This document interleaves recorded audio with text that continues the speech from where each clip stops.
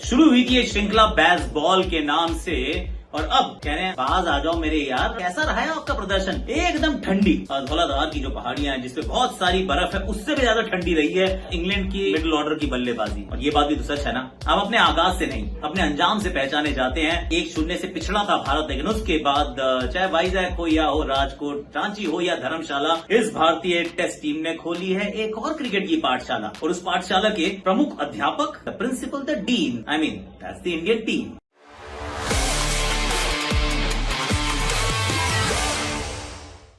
Mission domination, इसमें आपका हाथ जोड़ के स्वागत है। जिस तरीके से मैच घटा है इसकी बात करने योग्य है। क्यों? क्योंकि कुछ तो बेहतर खेलो यार। और जब आप इस पिच को देखते हैं, actually let's talk about the Dharamshala pitch first, उसके बाद थोड़ा सा और परतें खोलेंगे और मैं बताऊं ये परतें कैसी हैं। जैसे आपने कभी प्याज खोला होगा ना, तो प्याज की जब एक परत आप हटाते हैं तो ना आपकी आंखों से आंसू आते हैं।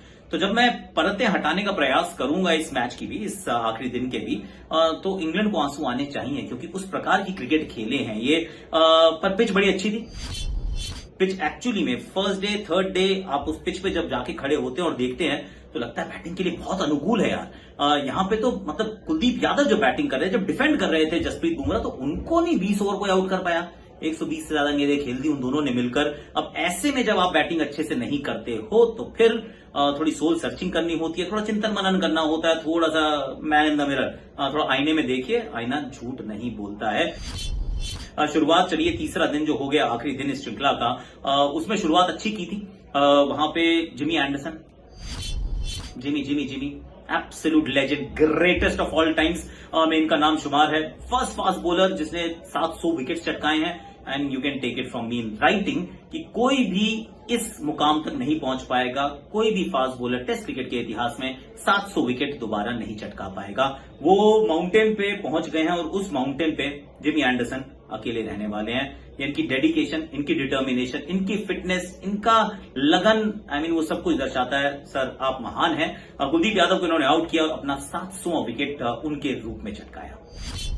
इंडिया के अंदर कोई डेब्यू कर रहा हो इंग्लैंड का गेंदबाज, इससे दूसरी बार ऐसा हुआ है कि एक श्रृंखला में 2 बार पंजे निकालने में वो गेंदबाज कामयाब हुआ। शोएब बशीर, उससे पहले जॉन लीवर, बहुत पहले की बात पर इन्होंने भी अच्छी की है।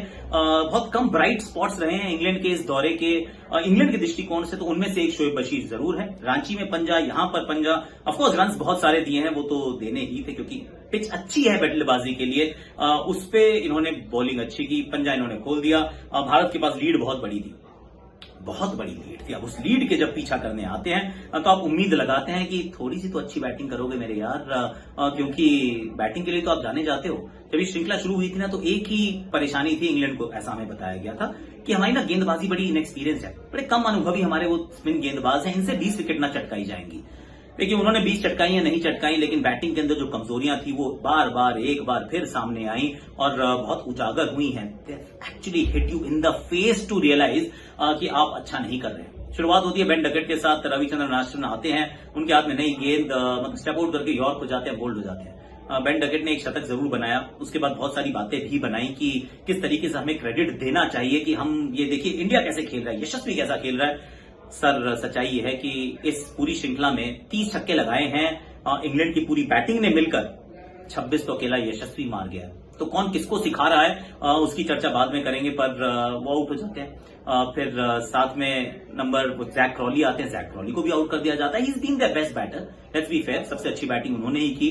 पर Ashwin is on a roll, वो कमाल कर रहे हैं। फिर आते हैं ओली पोप, और ये भी बड़ी इंटरेस्टिंग कहानी है कि ओली पोप पहले ही मैच में 196 बना देना, उसके बाद पूरी श्रृंखला में कुछ ना करना, ऐसा बहुत रेयर होता है कि आप वो 450-500 रन वाली सीरीज ना बनाए जब आपके पहले मैच में नियरली 200 रन हो।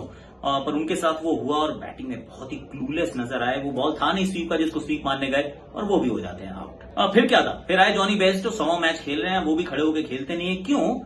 क्योंकि खड़े होकर खेलने का कॉन्फिडेंस नहीं है, हाथ से गेंद को पढ़ नहीं रहे हैं। बड़े शॉट के वो जो कहते हैं ना कि it's a cop out in my opinion, क्योंकि आप बड़े शॉट सिर्फ 2 ही परिस्थितियों में लगाते हैं। एक तो ये आपको बहुत कॉन्फिडेंस हो अपने खेल में कि आप मारोगे, जैसे यशस्वी दिखा रहे हैं। ही इज नॉट, मतलब वो एस्केप रूट नहीं है उनके लिए। वो ऐसा नहीं, वो डिफेंस पे कॉन्फिडेंस नहीं है, मन करता है डिफेंस करता रहता है। Same is with Rohit Sharma, same is with Shubman Gill.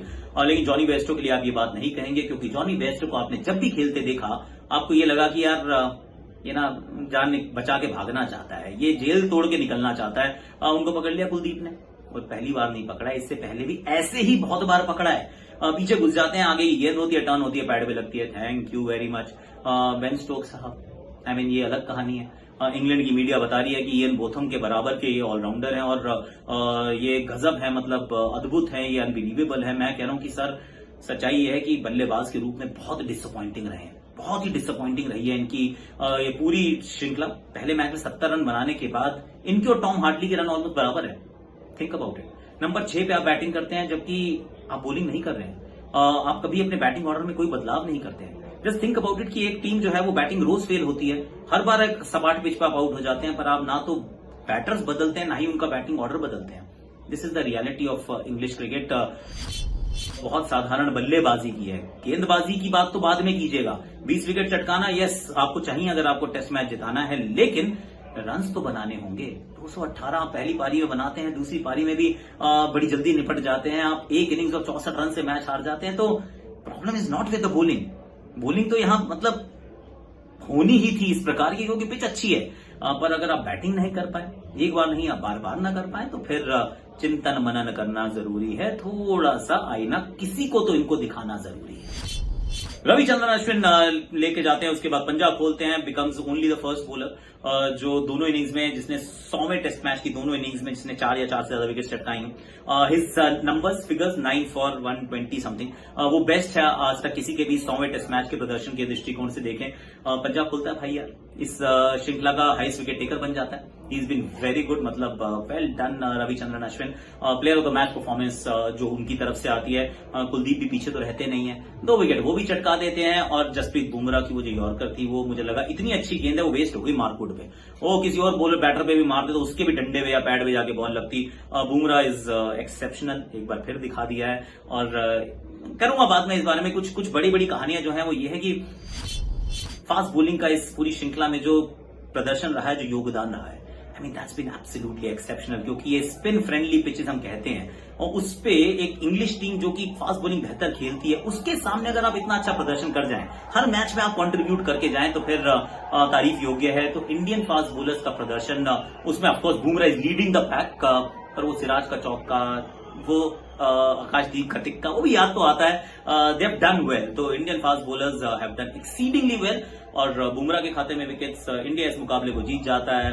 और एक बार फिर समझा देते हैं कि आगाज से नहीं अंजाम से पहचाने जाते हैं। और दूसरी एक और चीज, एक्चुअली थोड़े से ब्रॉड स्ट्रोक्स कल मैं बात करूंगा, वो टॉप 5 परफॉर्मेंसेज इस श्रृंखला की। 5 डेब्यूटेंट्स, बहुत ही इनएक्सपीरियंस बैटिंग लाइनअप। उसमें क्या करते हो आप, देखना शुरू करते हो कि यार I want to look at the seniors. Rohit Sharma run बनाएंगे, 2 शतक बनाते हैं। यशस्वी जायसवाल, वो युवा बच्चा आता है, 700 से ऊपर रन बनाता है। शुभमन गिल, वो 2 शतक बनाते हैं। सरफराज खान के डेब्यू की आप बात कीजिए तो केप्ट गोइंग इन कॉन्फिडेंस, जैसे जैसे आगे चलते गए कॉन्फिडेंस उनका बढ़ता गया। मेरे विचार में तो जो भारतीय बल्लेबाजी लग रही थी कमजोर, क्योंकि एक्सपीरियंस नहीं था, उसके बावजूद यहां तक पहुंचना, फास्ट बॉलर्स का एकदम अद्भुत प्रदर्शन करना, these were the 2 major highlights in my opinion. बाकी बात कल करेंगे। आज के लिए मेरे पास इतना ही है। Like share subscribe comment notification घंटी जरूर बजाइएगा। हमारा एक यूट्यूब का दूसरा चैनल है, उसको भी लाइक कीजिएगा, सब्सक्राइब कीजिएगा। और अभी मेरे को नीचे जाना है मैच सेंटर लाइव पे, I have to be there. I think हमारे पास शायद रोहित शर्मा आएंगे आज बात करने के लिए, ऐसा सुना है मैंने। आपको दिख ही जाएगा by the time you see this video. आज के लिए इतना ही। कमेंट सेक्शन में बताइएगा कि आपकी टॉप 5 परफॉर्मेंसेस कौन सी हैं इस पूरी श्रृंखला से। सोच के बताओ कौन सी है। इंडियन दृष्टिकोण से तो मुझे पूरा पता है, कहां से टॉप 5 ढूंढेंगे, बताएंगे। आज नहीं कल। आज के लिए इतना ही।